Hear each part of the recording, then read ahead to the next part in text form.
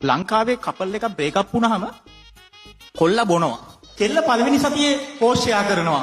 බුදුබණ පදයක්, සවන වැකයා වගේ වීඩියෝ. ඊට පස්සේ අමතර ෂෙයා කරනකොට මාළුවෙක් ගොඩ ඉඳන් ගැහෙද්දි ඉතින් අපි ආ දුර බොහෝමයි. ඒ වගේ පෝස්ට් ෂෙයා කරනවා ගොඩක් පළවෙනි සතියේ සති පූජාවේ. ඒ අතරේ මේ කෙල්ලගේ ඉන්බොක්ස් එකට එනවා පණිවිඩ. හරියට නිකන් අර කුරුණෑගල රෙදි කඩයක් ඕපන් කරා වගේ පණිවිඩ ගොඩක් එනවා. පොඩි කාලේ ගර්ල්ගේ පවුලේ ඉඳලා පෙරහැරේ මග ඇරිච්ච අයියලා එහෙම කතා කරනවා.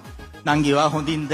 මගෙන් මොනවද වෙන්න ඕනේ? ඕන දෙයක් මට කියන්න. මං අහගෙන ඉන්නම්. ඒ අතරේ දෙවෙනි සතියේ වෙද්දි කෙල්ලම පෝස්ට් ෂෙයා කරනවා. ඒ කියන්නේ ඉර බැහැගෙන යන වෙලාවක පිරමීඩ එක පින්තූරයක් දාලා කැප්ෂන් එකක් දානවා. ඔයා ඔටුවෙක් මම මමියක් අපිට නැති වුණේ ඊජිප්තුවක් වගේ ඒවා දානවා. ඒ අතරේ තව පණිවිඩ එනවා. ධනාත්මක චින්තකයෝ කතා කරනවා. නංගි මේ වෙලාවේ හිත ශක්තිමත් කරගන්න ඕනේ.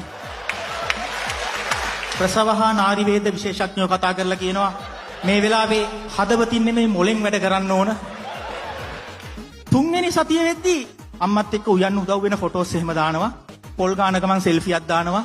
අන්තිමට මට ඉතුරුනේ බිඳිච්ච හදවතයි පොල් බෑයයි හිරමනේ කියලා අන්න ඒ වගේ. ඊට පස්සේ පෙට්‍රල් ටැංකියක් උඩ අත් දෙක තියලා ෆොටෝ එකක් දානවා. අපිට අපි හමු වුණා කියලා.